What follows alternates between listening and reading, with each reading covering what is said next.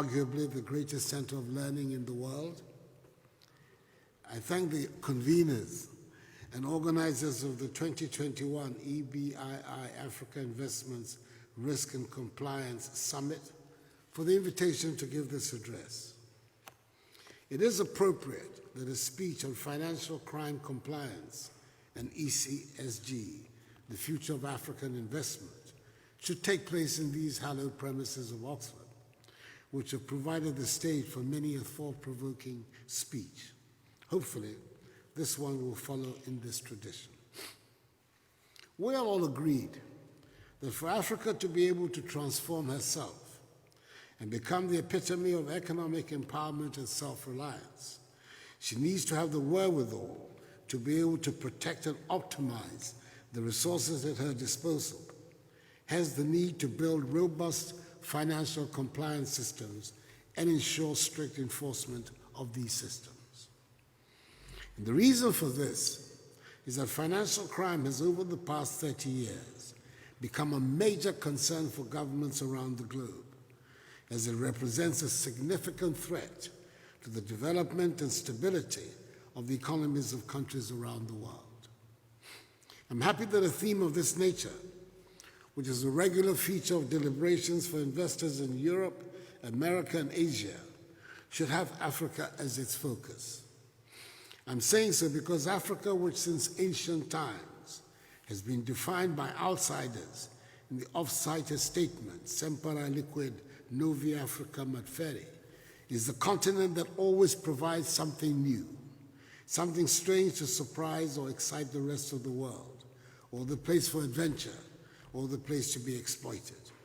It is the place where the normal rules that guide behavior elsewhere can be and are suspended. Once it is the continent of Africa, things must necessarily be somewhat different. From as far back as we can think, it would seem that the world has always seen and dealt with Africa in a manner that is different from how other parts of the world are regarded and treated. The rules that have been drawn up to guide the rest of the world in trading, investment, ethics, environment, governance, and which are accepted as part of normal convention, are thrown out or changed when the area of operation moves from Oxford to Cape Coast. If the African continent were not seen as a place where regular rules can be and are regularly flouted, I dare say we would not be gathered here today to grapple with the subject of this conference. Top of the problem, of course, is that there is so little trade between African countries and so little intra-investment among African nations. And thus, when we talk about investment in Africa, the reference is instinctively to non-Africans. And until about a decade ago, when China made the significant entry into Africa, investment in our continent was limited to Western companies and countries. It is not surprising, therefore, that the Western countries carried into the investment arena the same attitude they had towards African countries as their former colonies. The emergence of the African Continental Free Trade Area, the AFCFTA, in which trading began on 1st January, and whose Secretariat Ghana is privileged to host, represents a historic opportunity for Africa to repudiate these attitudes and strengthen immeasurably intra-African trade as a powerful avenue for developing Africa's vast economic and material potential.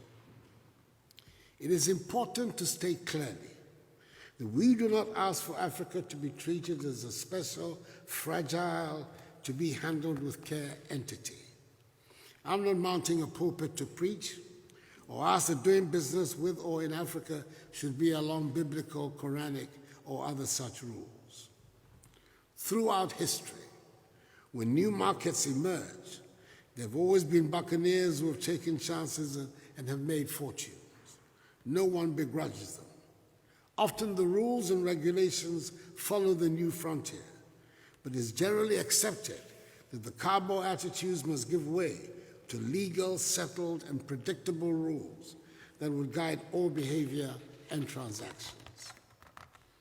I believe it is fair to say that we have been, quote, emerging, unquote, for long enough for us to be treated with the same rules that apply in the so-called old markets.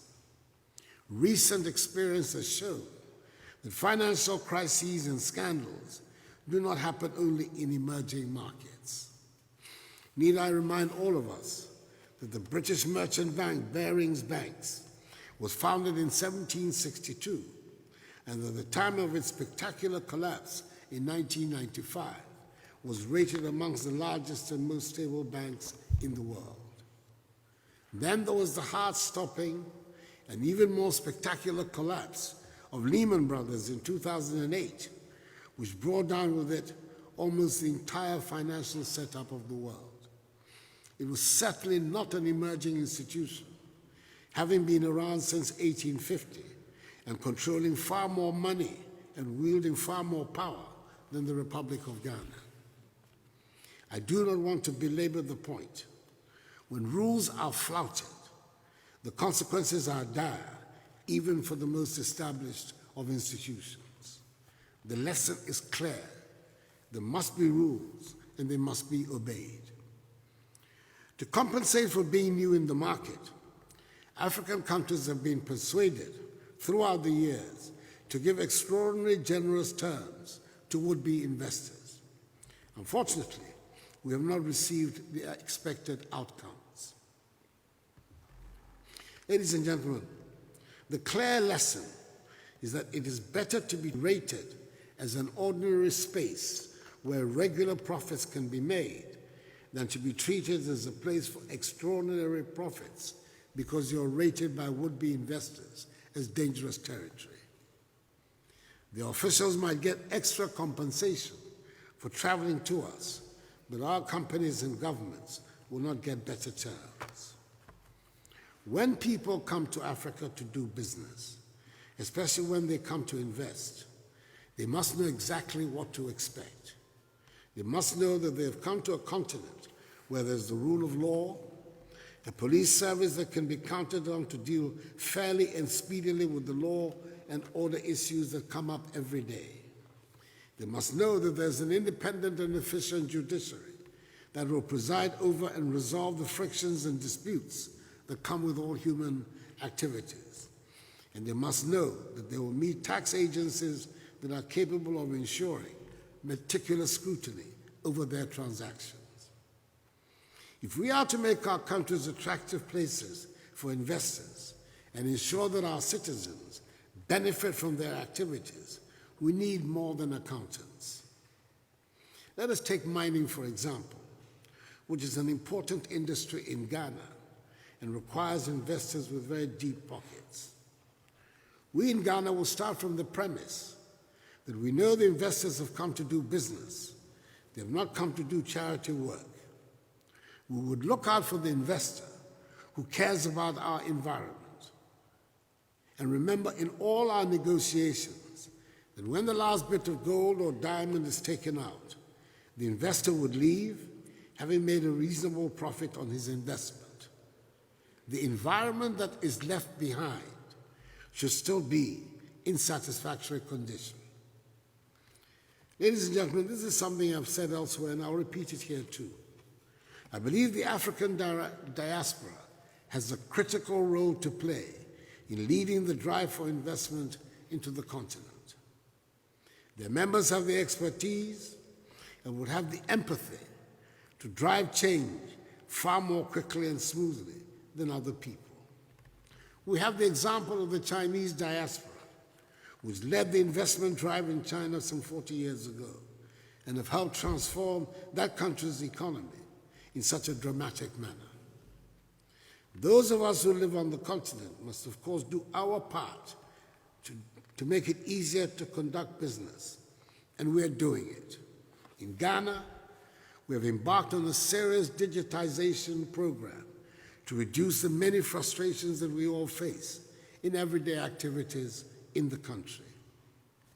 It might not sound like a big deal to an audience in Oxford, but it is one of the proudest achievements of my administration that I'm able to say we now have digital addresses, and you can find your way around the country without having to resort to the proverbial turning left at the blue kiosk. A survey earlier this week cited Ghana as having the fastest internet speed in Africa. That only places at number 79 in the world, but we're working on it, and we should keep on improving. It is now much easier to pay taxes and clear goods from the ports, as we have systematically removed the spots that have been the historical areas of friction and frustration. Every day brings a deliberate improvement. And there is the matter of credit rating agencies and lenders adding an African risk premium, which makes it expensive to raise sustainable and competitive long-term capital to support transformation. The matter of the African risk premium, when borrowing from the market, even as the continent provides the highest return on investments obtainable anywhere in the globe, must be addressed. It represents an unfair and illegitimate avenue for the export of capital from the continent. Ladies and gentlemen, I've been going on at some length about the measures we're taking to make it easier to conduct business, to enable us to get more revenue, to be able to meet the many development needs of our countries. Unfortunately, it is part of the reality on our continent that there are huge illicit financial outflows. Indeed, in 2015, the highly respected former President of the Republic of South Africa, Thabo Mbeki, as chair of the high-level panel that produced a report on illicit financial flows from Africa, commissioned by the Joint African Union Commission and the United Nations Economic Commission for Africa Conference of African Ministers for Finance, Planning and Economic Development, revealed that Africa is losing annually more than 50 billion United States dollars through illicit financial outflows. 5 years later, according to UNCTAD's Economic Development in Africa report of 2020, the figure has gone up from 50 billion United States dollars to 88.6 billion United States dollars each year. That is a lot of money in any currency, and it is money we ill afford to forego. It is money that will make a significant addition to the investable funds of the continent. Persons, largely the multinational companies who come to do business in Africa, are undoubtedly involved in these illicit transactions with the complicity of some Africans. We must therefore build robust financial compliance systems and ensure strict enforcement as a deterrent. A strong regulatory environment, whilst reducing these illicit outflows, would in the end lead to more private capital being attracted to the continent for genuine investment. The OECD's new initiative that will require multinationals to pay tax in countries where they have commercial, not jurisdictional presence, is a welcome step in addressing this injustice. The acid test of our friendship with countries which are the hosts of these multinational corporations should be the extent to which they oblige them to comply with this new initiative. I'm glad to note that this principle has been publicly accepted by the G7 nations at their recent conference here in England in Cornwall, with a proposal for a 15% minimum tax rate for multinational groups on their revenues from the countries of operation. It is clearly a positive step in the right direction. We in Africa must be both vocal in defense of our interests and vigorous in promoting remedial measures. Ladies and gentlemen, it was a great relief to us in Ghana recently when a Financial Action Task Force, FATF, publication reported on Ghana exiting the FATF grey list as a result of the country's successful efforts in addressing the deficiencies identified during the second round of mutual evaluation. The the FATF, and for that matter, the international community have renewed their confidence in Ghana's anti-money laundering and countering the financing of terrorism regime. Indeed, the Republic of Ghana is proud of the vote of confidence in its financial system. This is probably the point at which I should draw attention to the fact that many of the regulatory requirements put in place are cumbersome and expensive for small countries.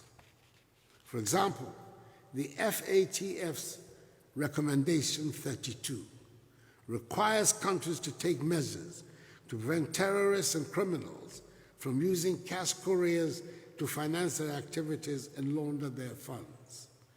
Countries are required to implement a compulsory declaration system requiring everyone crossing a border and transporting currency or bearing negotiable instruments of a value exceeding a certain threshold to declare it to the authorities. To Africa's predominantly cash-based economies, this is a daunting task.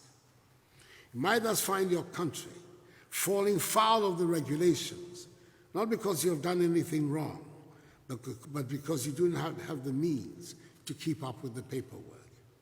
It would be worthwhile for all stakeholders to agree on efficient, workable measures.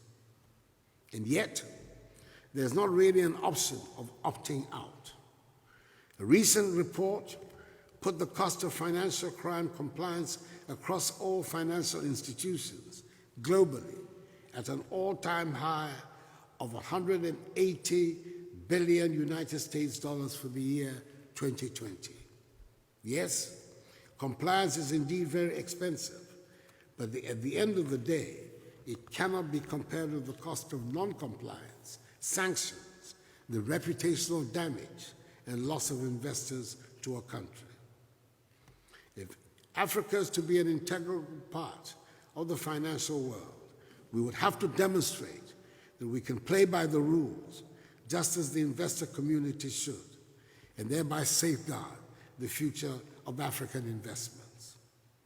Ghana will do her part to realize Africa's manifest destiny. Ghana has led the way in Africa from the Pan-African independence movement, the founding of the Organization of African Unity, and its conversion into the African Union, and as the pillar of stability and beacon of democracy in West Africa. Together, working with the rest of our brothers and sisters on the continent, and with our increasingly educated, skilled, dynamic, and growing youthful population, I'm confident we can help construct a prosperous and self-confident Africa, which will enable her build a progressive civilization that will make its own contribution to the growth of world civilization. In Ghana, our objective is a Ghana beyond aid, and perhaps by extension, we can speak of an Africa beyond aid. Thank you for your attention, and may God bless us all.